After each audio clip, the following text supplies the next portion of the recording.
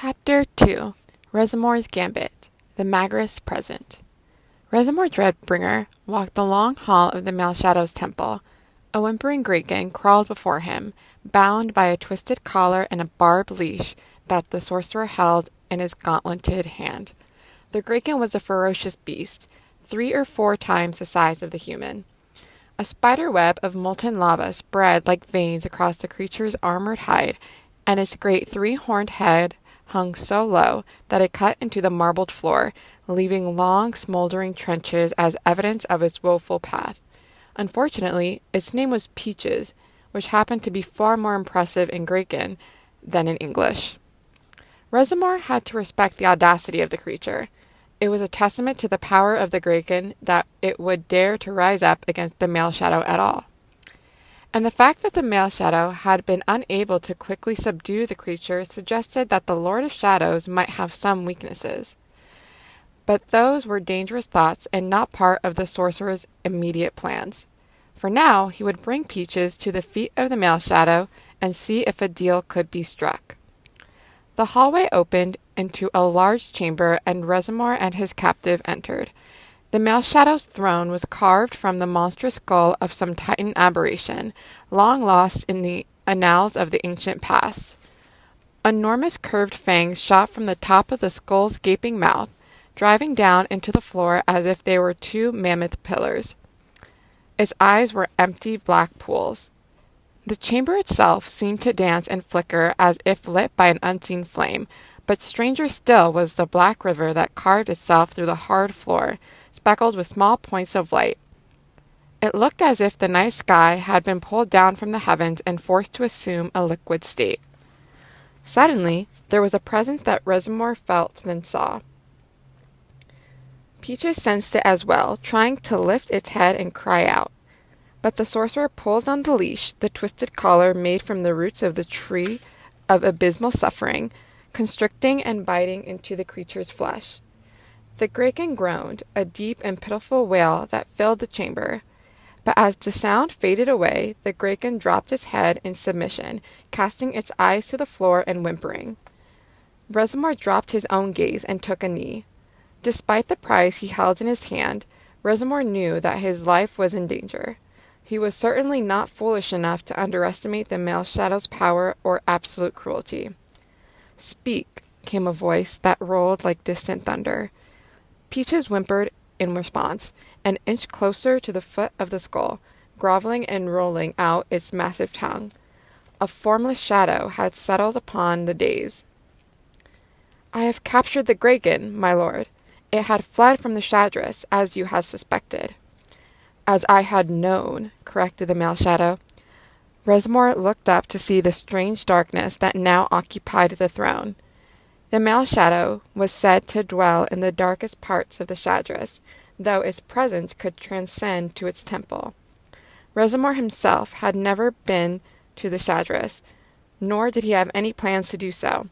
Maximilian Sperazza was rumored to have built a fortress there, a great castle carved from the side of an obsidian mountain. But whether it was actually his or just a rental, nobody knew for certain. "Then with this gift I would ask a favor," Resermoir requested, doing his best to keep his voice steady. Beseeching favors from the Male Shadow could prove a life-shortening experience. As if in response, 2 black-robed acolytes appeared from the shadows. Their faces were hidden within their cowls, but strands of long, ghostly white hair jutted out and fell past their shoulders. Whether they were men or abominations, Resermoir did not know. He handed the leash over when one extended a pale hand, its skin seemingly stretched too tightly over misshapen bones. The sorcerer watched as they led the Greatkin from the chamber. There was no more fight in the creature. Resermoir could see that in its eyes. Peaches allowed itself to be led into whatever dungeons lay below. "The Greatkin is a worthy tribute," the Male Shadow continued. "What do you seek in return?" The sounds of a portcullis ratcheting shut rang out from somewhere in the temple, and Resermoir wondered how many others had heard the sound and then lived to tell about it. "As you know, I seek the Codex," Resermoir said, after taking a breath. Lost now for over 2,000 years. Some believe it destroyed, but I do not. It exists, the male shadow announced with absolute certainty. I can sense it, if only by the small ripples it creates in the fabric of the universe. It was for the first time the male shadow had ever spoken of the codex with such specificity, and Reservoir could only hope that his gamble to capture the Kraken would pay off. Truly, then, the sorcerer continued, it must be found. It houses the prime spells. It's not a trinket for magicians to play with. Being called a magician was a particular insult used only by those who did not fear the power of the tower. As its regent, Reservoir had never heard human lips utter the word in his presence. Perhaps this was how the male shadow chose to test him, or it could be the Lord of the Shadows was just being a jerk. Either way, Reservoir vowed not to let the insult show. In the hands of your servant, the sorcerer finally replied, the codex would further your will. Do not pretend this is about my will, the male shadow roared. You should ask what you want while I still have the patience to hear it. Reservoir had the sudden urge to withhold his question and leave, but he swallowed hard and pressed forward. He had come too far to turn back now. Lend me the use of the gossamer gimbal, my lord. With it I will find the codex. There was a long silence, an interminably long silence in which Reservoir wondered if he had spoken his final words. Finally, the male shadow answered, the tempest that was his voice seemingly calmed. You need a descendant of the arch-sorcerer to read it. As you say, Reservoir replied, bowing slightly. Although the male shadow was correct that Reservoir needed a blood relative to read from the book, if the Lord of the Shadows knew what Reservoir truly planned to do, the wizard would be destroyed on the spot. The gossamer gimbal could find both the codex and Sparazzo's heir. If such a descendant even lives, his line has been hunted for 2 centuries and without success. And while it's true I have the gimbal, my own agents have tried and failed. I do not see how you could do otherwise. Your agents cannot travel to the Tekris, or should I say, even if they did, their magic would be so weakened as to be useless.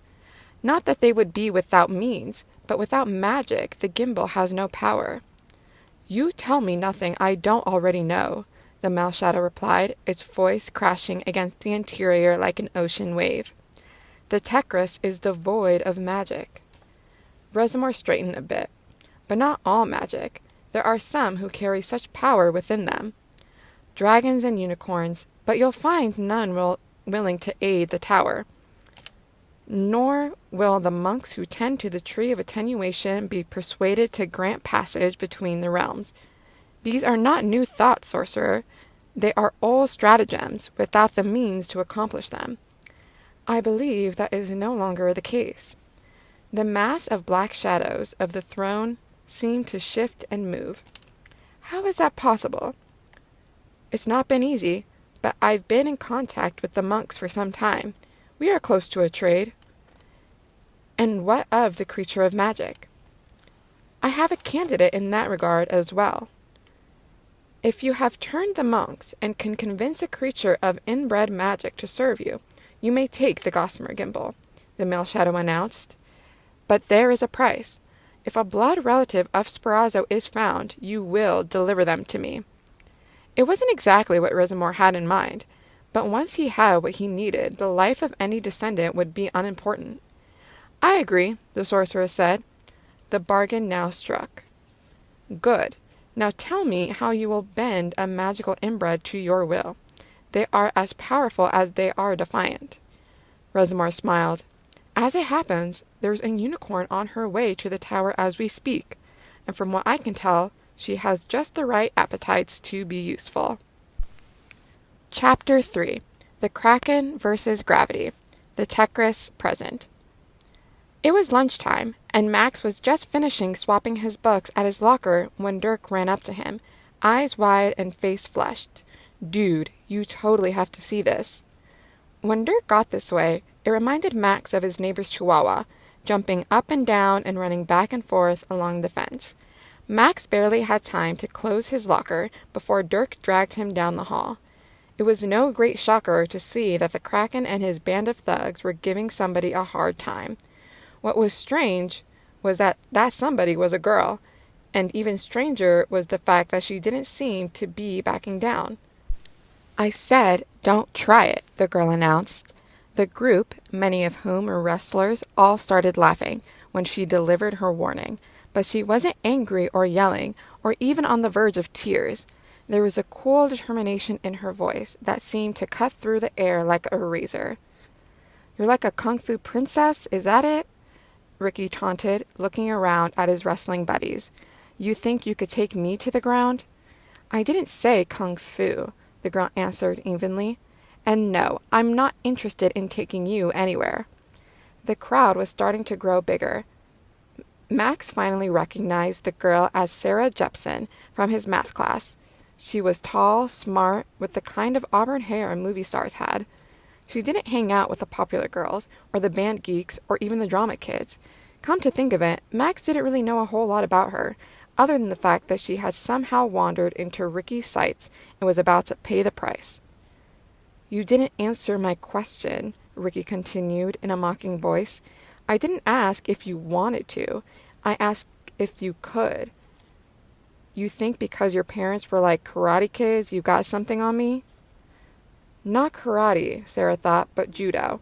It wasn't something she talked about because she hadn't wanted to end up here, standing in the hallway and having to deal with Ricky.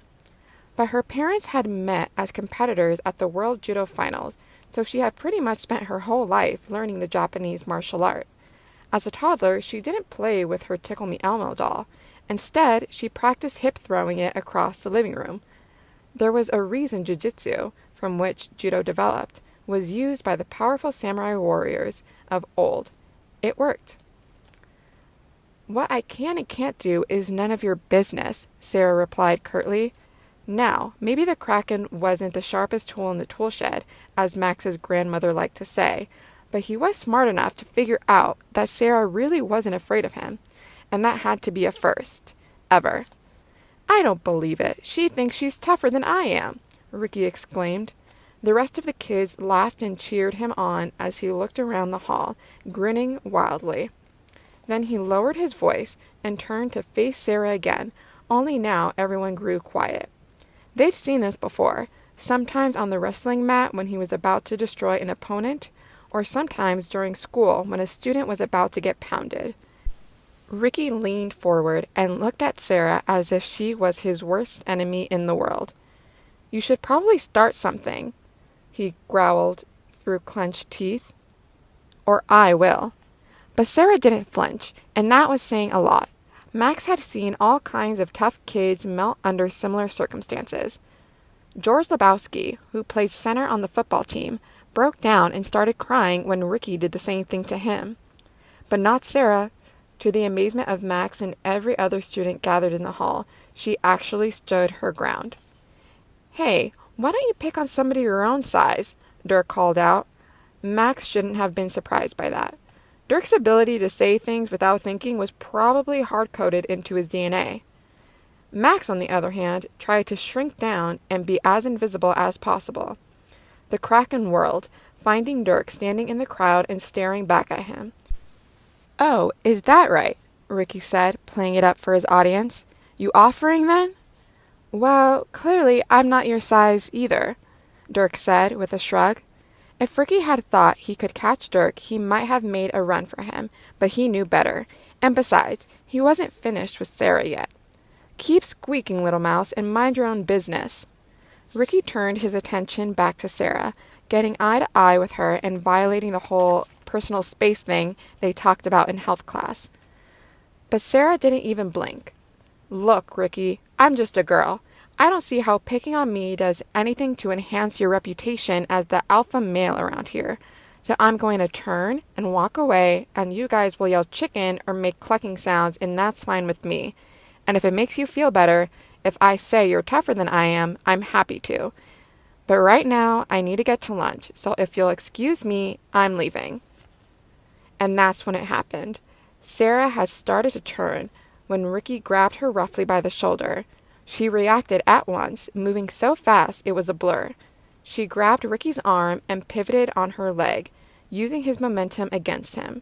She then bent and threw Ricky over her shoulder so that he landed flat on his back, the air blowing out of his lungs as he hit the floor.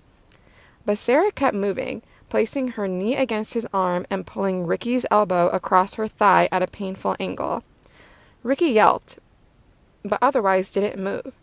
Sarah was glaring down at him, and for a moment it looked as if she was going to press down on the arm and break it, but suddenly she let go and her hand flew to her mouth in astonishment. I didn't mean, she started to say, looking around at all the shocked faces. Sarah had just executed what her parents called the iponsionage. Her brain coolly processed the information while the emotion of it all began to surge in her like a tidal wave. A bunch of kids started to push through the crowd, wanting to get a closer look at the Kraken spread out and lying on the hallway floor. Max and Dirk managed to get caught in the middle of it, and the two of them were suddenly pushed forward. They lost their balance, falling into each other, and then tripping over the Kraken, landing in a pile next to him. Before they could untangle themselves and get to their feet, Mr. Jackson, the vice principal, parted the kids like Moses at the Red Sea. He stood there, his hands on his hips, and scowled. "What's going on here?" Mr. Jackson asked in his no-nonsense vice principal voice.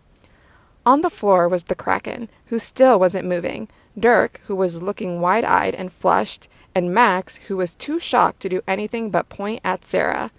The principal sized up the situation quickly. "Everyone, go to lunch. Now, somebody find the nurse and get her here. And you three," he said, looking coldly at Sarah, Max, and Dirk, "you all come with me. You're in serious trouble." Chapter 4. An Unlikely Friendship. The Tekris Present.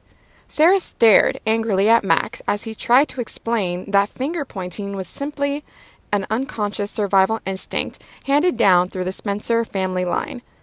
The reaction was so ingrained in his genetics, in fact, that he might as well try to stop a sneeze as prevent an anger-deflecting pass-the-buck finger point. Sarah, however, was unconvinced. "I really wasn't trying to get you in trouble," Max offered for probably the 30th time. The three of them were sitting in an empty classroom, waiting as the whole situation was being sorted out. Throughout it all, Dirk just sat and looked at Sarah with a kind of wide-eyed, slack-jawed wonder. She ignored it as long as she could, but she finally had enough. "Do you really have to stare at me like that?" she blurted out, tearing her gaze away from Max. "I'm so glad I could be here to provide you with some amusement before I'm suspended." It was as if Sarah were speaking to a stone wall. Dirk didn't blink. But when he finally spoke, it was with that rare kind of childlike wonder that most kids drop by the time they get to middle school. But then again, Dirk was definitely not like most kids. "You were so awesome," he finally said. Max rolled his eyes, but he knew his friend well enough. No matter what happened in Dirk's future, whether he ended up collecting cans and living in his parents' basement, or he became the President of the United States, the day he saw a girl take out the Kraken in front of the entire school would rank as one of the greatest moments of his life. "Very funny," Sarah replied, turning away. "He's not making fun of you," Max offered, hoping that he wasn't about to get another hard-eyed death look from Sarah. "And I'm not either. What you did, it was amazing." Sarah turned back to face the boys. She looked at them a bit closer now. Max had a round face that reminded her of the baby angel on the toilet paper packages her mom bought, only with glasses. He had hair that was naturally messy, with a few strands hanging across his forehead, and a mouth with lips pursed together as if he was holding back a hiccup. Dirk, on the other hand, had a mouth that was perpetually locked in a half grin, with a narrow face and larger ears that hung on the side of his head. His dark hair was cut as if he was in the army, with expressive eyes and a prominent nose. At least they had each other as friends, Sarah thought. Neither of them probably stood much of a chance on his own. You don't understand, Sarah finally continued. What I did wasn't awesome or incredible or anything like that. I could have really hurt him. Don't you get it? Dirk snapped out of his hero worshipping and began emphatically shaking his head.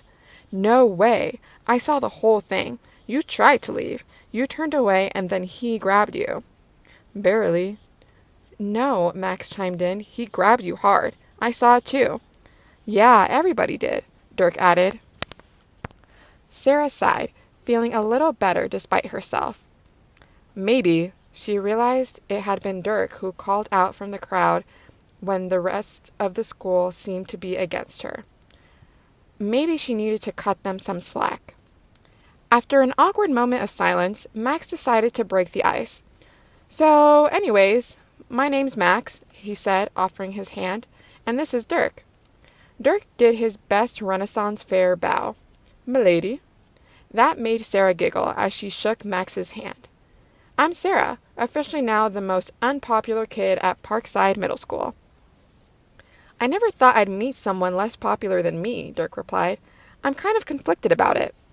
Sarah managed a meek smile before realizing what she must look like. Hair a mess and mascara that her older sister made her wear, probably running. Hey, you guys don't have anything I could clean up with, do you? I must look like a train wreck. Oh, I don't carry a handkerchief in my pocket or anything, Max said. It's because I cried real hard once when I was little. I think because I had gotten an ice cream cone and it fell in the gutter when I tried to lick it. Anyways, my grandpa gave me his old handkerchief, and as I sat there, crying and holding my empty cone, I realized it was the same old handkerchief that he'd been using for like 40 years to blow his nose in. And it just seemed kind of gross. So anyways, that's why I don't have a handkerchief. But if I did, I don't think you'd want to use it anyway. Not that I have allergies or anything, just the normal amount of nose stuff. Sarah stared at Max for a moment, and then the three of them broke out laughing. It was exactly the kind of release she needed. You know Ricky's okay, don't you? Max asked after the last of the laughter had died down. I heard the nurse talking about it. You just knocked the wind out of him. That and his pride, Dirk added. Well, I'm glad he's okay. Bullies like that just have self-esteem problems, Sarah said. At least that's what I read in my AP psychology book. You take AP classes? Max asked. And read textbooks? Dirk added. Sarah smiled. Sure. Well, I wonder if any of this will increase my street cred, Dirk posed. You don't have any cred on the street or anywhere else, Max was quick to answer. Yeah, but maybe I do now. That's what I'm saying. To her surprise, Sarah realized she was feeling comfortable around these two, as if they had all been longtime friends or something.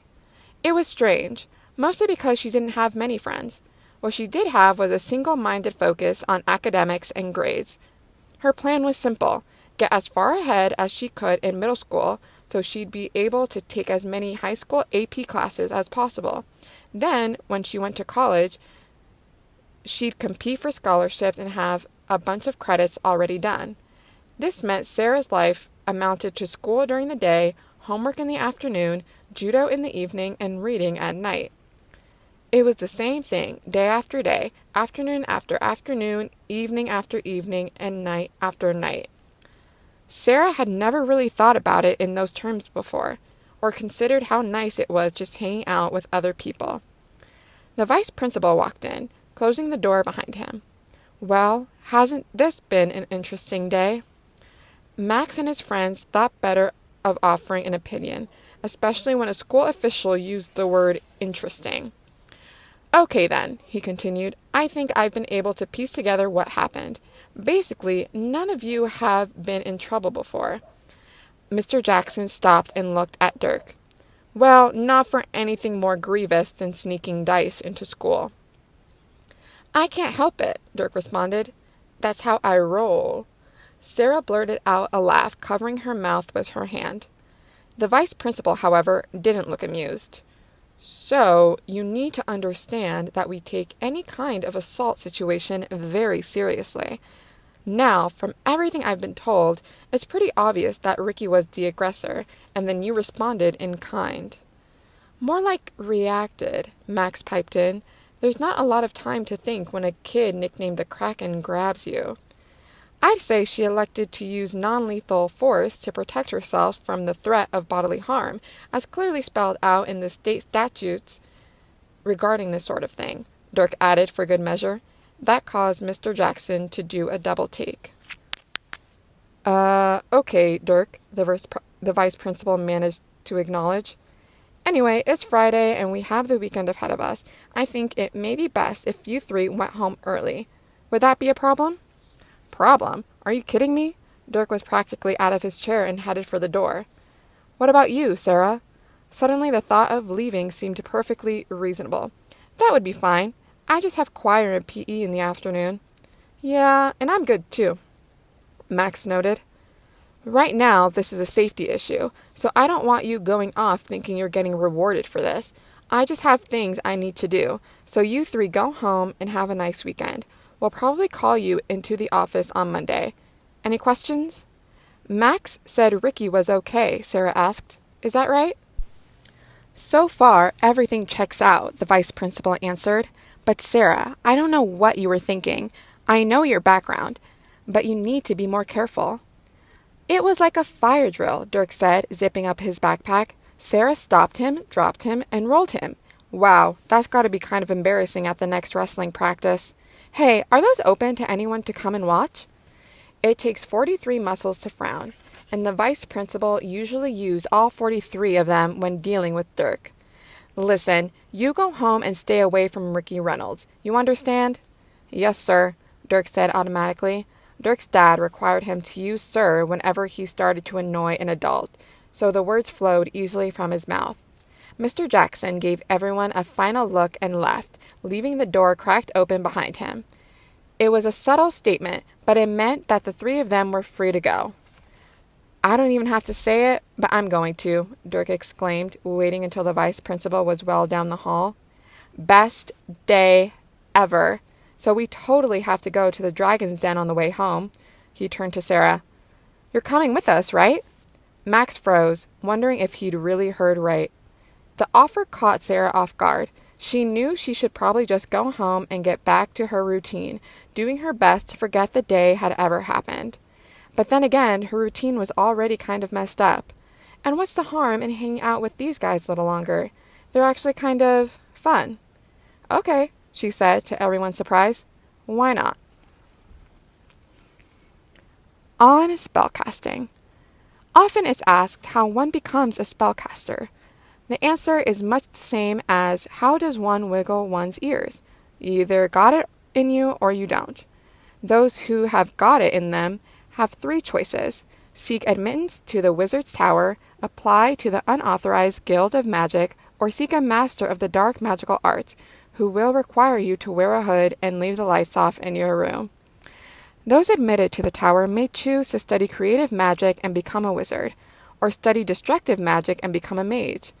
Wizards tend to be academic types, whose idea of a heated confrontation is going to the blackboard and diagramming their arguments, while mages wear armor, fight with weapons, and battle one another for position and rank. Those who advance in their studies may earn the title of Archwizard and Archmage, respectively. One who attains the rank of both Archwizard and Archmage is known as a sorcerer, and is both heavily in debt with student loans and qualified to serve as regent of the Wizard's Tower. There has been only one Arch-Sorcerer, however, the World Sunderer himself, Maximilian Sparazzo. Lastly, there are 4 types of practitioners within the darker arts: warlocks, conjurers, druids, and necromancers. Warlocks specialize in totems and magical items. Conjurers summon various demonic creatures to do their bidding. Druids are allergy-free, outdoorsy types whose focus on the energies of living things, and necromancers play with the energy of long dead things and therefore have to wash their hands more often than the others.